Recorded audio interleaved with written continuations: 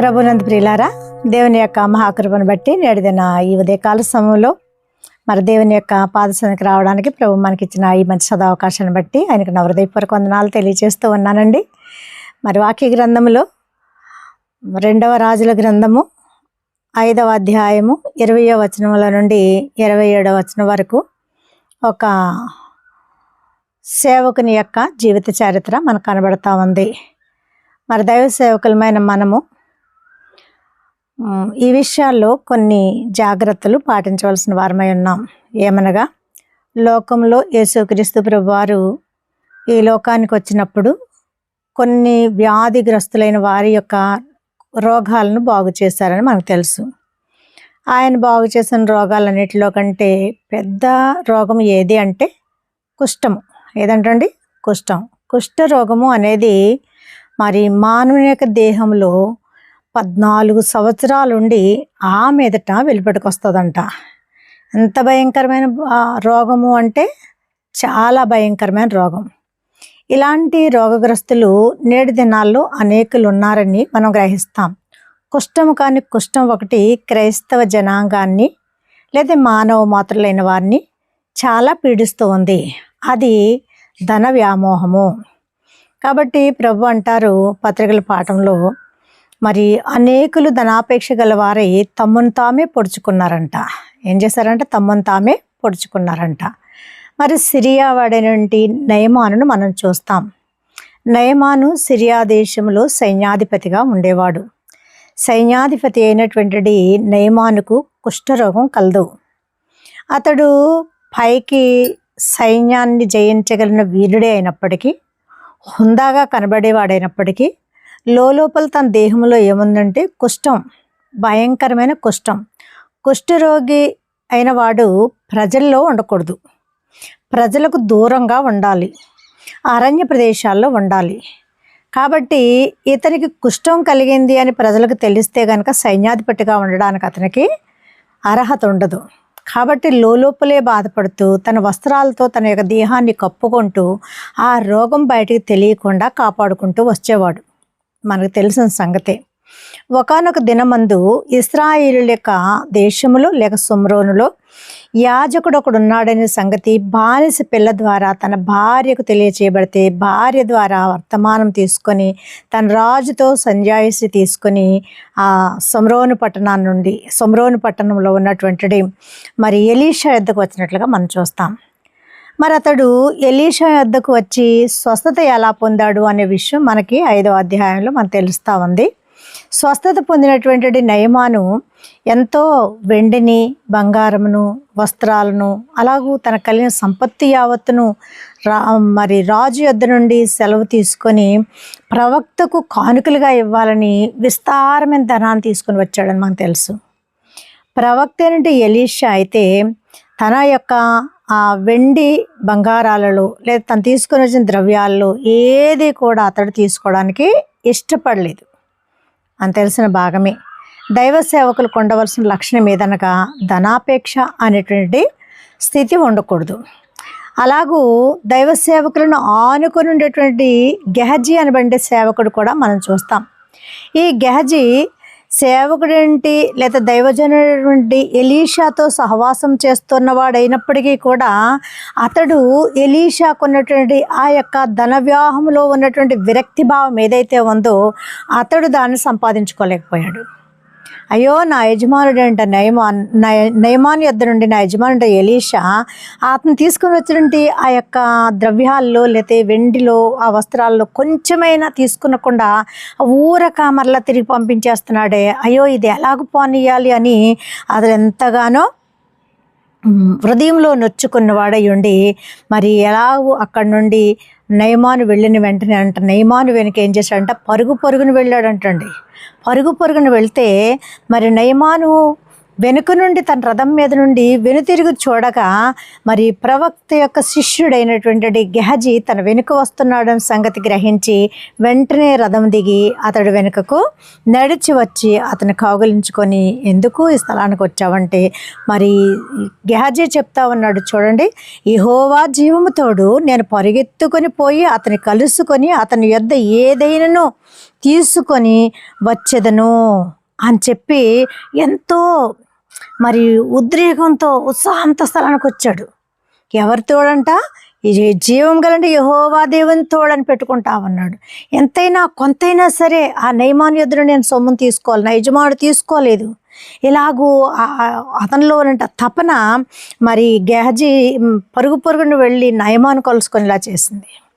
నయమాను రథం దిగి వచ్చిన వెంటనే నేనంట నయమాను ప్రస్తుతం మొట్టమొదటిగా అడుగుతున్నటువంటి మాట ఏంటంటే క్షేమమా. ఏంటంటే క్షేమమా. అలాగూ అతను ఇచ్చే జవాబు కూడా క్షేమమే అంటున్నాడు. దేవుడు మనకందరికీ క్షేమాన్ని ఇచ్చాడు. నయమాన్ ఇప్పుడు కుష్టుపోయి క్షేమముగా ఉన్నాడు. నేను క్షేమముగా ఉన్నాను, నేను ఆరోగ్యంగా ఉన్నాను, నేను స్వస్థసిద్ధుడుగా ఉన్నాను. అయితే ప్రవక్త కూడా ఎలా ఉండాలి? అంతకు మించి ఆరోగ్యవంతుడిగా ఉండాలి. ఎంత రానితడు ఇంత పరుగు నా వద్దకు వస్తున్న కారణం ఏంటి, హేతు ఏంటి, అతనికి ఏం తక్కువైంది అని చెప్పి అతడు క్షేమమా అని అడుగుతా ఉన్నాడు. క్షేమమే అని చెప్పాడు, కానీ నిజమేనంటే క్షేమము, నిజమేనంటే స్థితి అతనిలో లేదు అని అతని మాట యొక్క భావన బట్టి మనకు అర్థమైపోతుంది. క్షేమమే అన్నాడు. కానీ వెంటనే ఏం చెప్తాడంటే, నా యజమానుడు నా చేత వర్తమానం పంపి మరి ప్రవక్త శిష్యులలో ఇద్దరు ఎఫ్రాయిము మన్యము నుండి ఇప్పుడే నా యొద్దకు వచ్చారు. ఎప్పుడు వచ్చారంటే ఇప్పుడే. ఎంతరా నయమాన్ ఇలా వెళ్ళాడు లేదు, ఇలాగంట. ఎక్కడి నుంచి వచ్చారంట? ఎఫ్రాయిము మన్యం నుండి. ఎందరు వచ్చారు? ఇద్దరు వ్యక్తులు. ఇద్దరు వ్యక్తులు చెప్పుకుంటే చాలు అనుకున్నాడు ఆయన. ఇద్దరు వ్యక్తులు ఇప్పుడే నా యొద్దకు వచ్చారు కాబట్టి వారికి ఇవ్వడానికి ఏం కావాలంటండి? 2 మణుగుల వెండి, 2 జతల దుస్తులు నాకు ఇవ్వు, వాళ్ళకి ఇవ్వడానికి నా యొద్ద ఏమీ లేదని చెప్పమన్నాడంట. ఎవరి పేరు చెప్పుకున్నాడు? 1 యెహోవా జీవంతో వారి యొద్ద నేను ఏదైనా తీసుకొని రావాలనుకున్నాడు మనసులో. 2 నా యజమానుడు మీ యొద్దకు నా ద్వారా ఈ వర్తమానం పంపించాడు, నీవు తీసుకొని వచ్చిన వాటిలో మరి ఇలాగ కొంత భాగము నా యజమాని యొద్దకు వచ్చినంటే ఎఫ్రాయిం మనుషులకు ఇవ్వాలి కనుక 2 మణుగులు వెండిస్తే చాలు, 2 జతల దుస్తులు ఇస్తే చాలు అని అడుగుతా ఉన్నాడు. ప్రియులారా, ఇలాగూ దేవుని తోడు పెట్టుకుంటా ఉన్నాడు, ప్రవక్తను అడ్డు పెట్టుకుంటూ ఉన్నాడు. దేనికంటే నయమానును మోసగించడానికి. నయమాను యొద్ద మోసయుక్తమైన మాటలు సత్యమైనట్లుగా ప్రకటించడానికి. మరి ఇది భయంకరమైన కష్టము అని మనం గ్రహించవచ్చు. 1 దేవుని పేరు పెట్టుకుంటూ ఉన్నాము, 2 ప్రవక్తలను అడ్డు పెట్టుకుంటూ ఉన్నాము, పలికే మాట జీవం గల దేవుని పేరటే పలుకుతూ ఉన్నాము, అసత్య ప్రమాణాలు చేస్తూ ఉన్నాము. మరి ఇందు విషయంలో మనకు కుష్టం కాక మరేం సంభవిస్తుంది?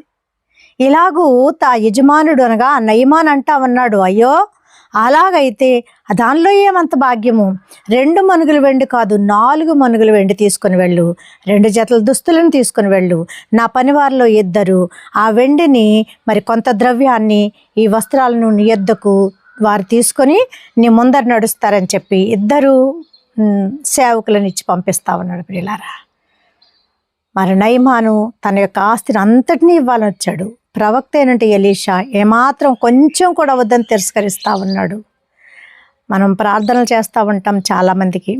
చేసేటప్పుడు ఆ ప్రార్థనలో ఏముంటుందంటే, దేవుడు స్వస్థపరచాలి. స్వస్థత కలిగిన వారందరూ కూడా స్వస్థపడిన వారు ఏదైనా కృతజ్ఞత భావంతో ఇస్తే మందరపు ఖర్చులకే మనం వాడాలంటండి. లేకపోతే అది మన కొరికే వాడుకుంటే ఆ కుష్టము, ఆ వ్యాధి ఏదైతే వారికి ఉన్నదో ఆ బలహీనత మనకు సంభవిస్తుందంట.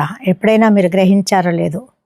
మరి అలాగూ ప్రవక్త దాన్ని తిరస్కరించాడు. ఆ కుష్టానికి సంబంధించినటువంటి క్రైమ్ అది కాబట్టి దానిని అతడు అంగీకరించలేదు. గెహజీ అయితే దైవ సేవకునితో సహవాసం చేస్తూ ఉండి కూడా అతని అనుభవంలో కొంచెమైనా కలిగిన వాడు కాకుండా లోకాన్ని ప్రేమించేవాడుగా, లోకపు ధర్మను ప్రేమించేవాడుగా, ఏ సంబంధమైన మాలిన్యాన్ని అంటించుకునేవాడుగా ఉన్నట్లుగా మనం చూస్తాం. నేటి దినాల్లో అలాంటి వారంగా మనము ఉండకూడదు. కాబట్టి గెహజీతో 2 మనుషులు ఆ వెండిని, ద్రవ్యములను, వస్త్రములను తీసుకొని వస్తే అతడు తన ఇంటికి రాగానే వాటిని తీసుకొని ఇంటిలో దాచిపెట్టాడంటండి. వెంటనే ఆ గుమ్మం యొద్ద నుండే వారిని త్వరగా వెళ్ళిపోండి అని పంపించేశాడంట. ఎందుకంటే ఎందుకు వచ్చారు, ఎవరు వారు, ఏమిటి అని మరలా ఒకవేళ యజమానుడు ప్రశ్నిస్తే చెప్పవలసి వస్తుందేమో భయం కదా. కాబట్టి వారిని వెంటనే పంపించేశాడు. తాను దోచుకున్న ఆ సొమ్మును ఇంటిలో దాచిపెట్టి ఎప్పటి మామూలుగా చక్కగా తన యజమానుడు అంటే ఎలీషా యొద్దకు వచ్చి నిలబడిపోతా ఉన్నాడు. ఎలీషా అంటాడు, నీవు ఎక్కడి నుండి వచ్చితివి గెహజీ, నీవెక్కడి నుండి వచ్చితివి అంటా ఉన్నాడు. గెహజీ అయితే, నా యజమానుడా నేను ఎక్కడికి పోలేదు. ఎక్కడికంట, ఎక్కడికి, నిజమేనా, నిజమే చెప్పాడా, నేను ఎచ్చటికి పోలేదు, ఇక్కడే ఉన్నానంటాడు. అయితే ప్రవక్త అయిన ఎలీషా అంటాడు కదా, ఇదిగో ఆ మనుషుడు రథం దిగి నేను ఎదుర్కొనడానికి వచ్చినప్పుడు నా మనసు నీతో కూడా లేదా. ఏంటంటండి, ఆ నయమాను తన రథము దిగి తిరిగి వస్తున్నప్పుడు నా మనసు ఎక్కడుంది, నీతోనే ఉంది. ఎవరికి తెలుస్తుంది నేను చేసే మోసం, ఎవరు చూస్తారు నన్ను? ఆ రోజు ప్రవక్తే చూస్తూ ఉన్నాడు.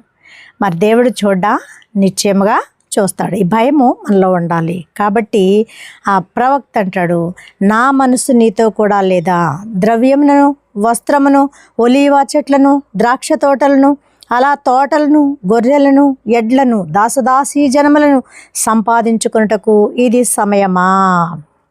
కాబట్టి సమయాలు దేవుని ఆధీనంలో ఉన్నవి.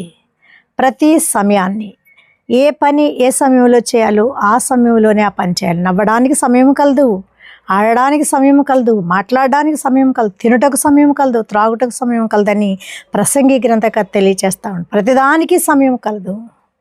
అయితే ప్రవక్తకు ఈ సమయము ఒక వ్యక్తిని స్వస్థపరచడము, ఒక వ్యక్తి కొరకు ప్రార్థించడము, ప్రవక్త యొక్క మరి పరిస్థితులను కనిపెట్టుకుంటూ ప్రవక్తను ఆనుకొని అంటుకొని ఉండి అతని అనుభవాన్ని సంపాదించుకోవాల్సిన సమయము. అయితే యజమానుడు తిరస్కరించినంటే ఆ కుష్ఠరోగి అంటే నయమాను యొక్క కుష్ఠమును అతడు సంపాదించుకోవడానికి తను తీసుకొని వచ్చిన ద్రవ్యాన్ని ఆపేక్షించాడు. కాబట్టి ద్రాక్ష తోటలను, ఒలీవా చెట్లను, దాసదాసీ జనాలను సంపాదించుకోవడానికి ఇది సమయమా అని ప్రవక్తేనంటే ఎలీషా అడుగుచూ ఉన్నాడు. ప్రియులారా, ఈరోజు దేవుడు కూడా మనల్ని అడుగుచూ ఉన్నాడు. మనం ఏం చేస్తున్నాం, దేని కొరకు పరిగెడుతూ ఉన్నాం, దేన్ని దాచిపెట్టుకుంటూ ఉన్నాం మన ఇంట్లో. అయితే మనము ఈ సమయాన్ని ఎందుకు వినియోగిస్తూ ఉన్నాం, ఈ సమయం ఎటువంటిది, ఎందుకు ఉపయోగపరచవలసింది అనేది మనం గ్రహించవలసిన వారమైనాం. కాబట్టి గెహజీ ఆ సమయాలను గుర్తించలేకపోయాడు. కాబట్టి ఆ యొక్క కీడు, ఆ యొక్క శాపము ఏదైతే ఉందో అతనికి మాత్రమే సంప్రాప్తించలేదు. ప్రియులారా, నీకును నీ సంతతికిని సర్వకాలము ఆ నయమాను కలిగిన కుష్ఠం ఏదైతే ఉందో అది అంటియుండుగాక అంటా ఉన్నాడు. చూడండి, నయమాను కలిగిన కుష్ఠం నయమాను వదిలించుకున్నాడు. అతడు స్వేచ్ఛగా వెళ్ళిపోతూ ఉన్నాడు. తన దేశాన్ని, తన పట్టణాన్ని, తన గ్రామాన్ని, తన ఇంటికి ఎంతో సంతోషంగా వెళ్ళిపోతూ ఉన్నాడు. అయితే మరి ప్రవక్త అని పేరు పెట్టుకుని, ప్రవక్త శిష్యుడని పేరు పెట్టుకున్న గెహజీ అయితే ఆ యొక్క కుష్ఠాన్ని సర్వకాలము తనకు, తన కుటుంబీకులందరికీ, తన సంతతంతటికి కూడా అంటించుకున్నవాడుగా మిగిలిపోయాడు. అలాగూ మనం కూడా ఒకవేళ ధనాపేక్ష అనే కుష్ఠత్వము కలిగిన వారమై ఉండి మనల్ని బట్టి మన సంతతికి కూడా ప్రాప్తింపచేసే వారంగా ఉన్నాము. యేసు ప్రభువారు శిలోమ్రానుకు వెళ్ళక పూర్వము పిలాతు చెప్తా ఉన్నాడు, ఏమని, ఇదిగో ఈ నిరపరాధి యొక్క రక్తంలో నాకు కానీ నా బిడ్డలకు కానీ ఏ మాత్రమో అంటి ఉండకూడదని ఆ పళ్ళెంలో నీళ్లు పోసుకొని చేతులు కడుక్కున్నాడు. అక్కడున్న ప్రజలందరూనంట, ఈ రక్తాపరాధము మా మీదను మా పిల్లల మీదను ఉండునుగాక. చూడండి, మనం తెలియక చేస్తున్నాము, నిజంగా తెలిసి చేస్తున్నాము, ఈ విషయాన్ని బట్టి మనం అర్థం చేసుకోవాలి. ప్రియులారా, తెలిసినా తెలియకపోయినా దీవెన తెచ్చుకుంటే మేలు, కానీ శాపం తెచ్చుకుంటే ఏమాత్రం ప్రయోజనము కాదు. ఎప్పుడైతే ప్రవక్త ఇది నీకు సమయమా అని నీకు నీ సంతతికి ఆ నయమాను కలిగిన కుష్ఠము సర్వకాలము కలిగి ఉండనుగా కన్నాడు. వెంటనే తెల్లనైన కుష్ఠము గెహజీకి కలిగినందువలన గెహజీ ఎలీషా యొద్ద నుండి ఏమైపోయాడంట, బయటికి వెళ్ళిపోయాడు అని ఉంటుంది. బయటికి వెళ్ళిపోవాల్సి వచ్చింది. ప్రియులారా, కుష్ఠరోగం అనేది అంత భయంకరమైనది. ప్రజల్లో ఉండడానికి వీలు లేదు, పట్టణంలో ఉండడానికి వీలు లేదు, పల్లెల్లో ఉండడానికి వీలు లేదు. జనములకు అందరికీ దూరంగా అరణ్య ప్రదేశంలో పశువుల మధ్యన, మృగాల మధ్యన ఈ దిక్కుతోచిన స్థితిలో బిక్కుమంటూ బ్రతకవలసిన పరిస్థితి, ఎల్లకాలము లేక సర్వకాలము అన్నప్పటికీ ఇక దాని నుండి విమోచన లేనంటి పరిస్థితి. అలాంటి పరిస్థితులు ఇహలోక సంబంధమైన ధనాపేక్ష కలిగిన వారమైంది మనం ఒకవేళ కొని తెచ్చుకుంటూ ఉన్నామేమో, అంటించుకుంటూ ఉన్నామేమో, దేవునికి దూరస్తులమైపోతూ ఉన్నామేమో, ప్రవక్తలను విడిచి వెళ్ళిపోవలసిన వారమైగా ఉన్నామేమో, ప్రభు సన్నిధిని బయటకు త్రోసివేయబడే వారంగా ఉన్నాము గుర్తించుకొని ప్రతి విశ్వాసి, వాక్యం ఎరిగిన ప్రతి వ్యక్తి కూడా మరి తమ యొక్క అవయవ భాగాలను పరిశీలన చేసుకుంటూ ఏ విధములైన మోహములలో మేము పడిపోవచ్చున్నాము, ఏ విధములైన ఆశల్లో మేము కూరుకుపోతున్నామని సత్యాన్ని గ్రహించి అట్టి వాటికి దూరంగా ఉండడానికి ప్రయత్నించాలని దేవుని వాక్య వర్తమానంలో నుండి నేటి దినము తెలియచేయబడిన వాక్యాన్ని బట్టి మనమందరం కూడా గెహజీ యొక్క జీవిత చరిత్రలో అతని యొక్క ఈ ఘట్టాన్ని బట్టి మన యొక్క కుటుంబాలను మనల్ని రక్షించుకోవడానికి మనంతట మనం ఏం చేయాలి? ఇప్పుడు ప్రత్యేకంగా సమయాలను గుర్తించుకొని మెలకువ కలిగి జీవించవలసిన వారమైన, ధనము కొరకు పరిగెత్తే వారం కాక ప్రవక్తనంటి నెమ్మది పొందవలసిన వారంగా ఉండడానికి దేవుడట్ట దీవెన మనందరికీ అనుగ్రహించును గాక. ఆమేన్. చిన్న ప్రార్థన అండి. పరిశుద్ధుడైన ప్రభా, నీ పరిశుద్ధ నామానికి వందనాలు, స్తోత్రాలు, స్తుతులు చెల్లిస్తూ ఉన్నామయ్యా. ఎంతవరకు మీ బిడ్డలమైన మాతో మీరు మాట్లాడారు నాయన. మాలో ఉండకూడనంటి స్థితి ఏదైతే ఉందో మేము గుర్తించుకొని దాని నుండి విడుదల పొంది మేము కలిగి ఉండవలసిన వాటిని హత్తుకొని జీవించడానికి వీలు కలిగించమని, నీ సమాధానంతో మనందరిని నింపమని, మహిమకాంతి అయి మహిమాహారంగా మా మధ్యకు వచ్చి వేసిన మహిమగలను చేస్తున్నామని, ఆరోగ్యదాయకమైన జీవనోపాధిని శరీరరీతిగా ఆత్మీయరీతిగా మమ్మ అందరికీ అనుగ్రహించి మమ్మను మా కుటుంబాలను దీవెనకరంగా మార్చమని వేడుకొంచు ఉన్నాం పరమ తండ్రి. ఆమేన్. మరణాత.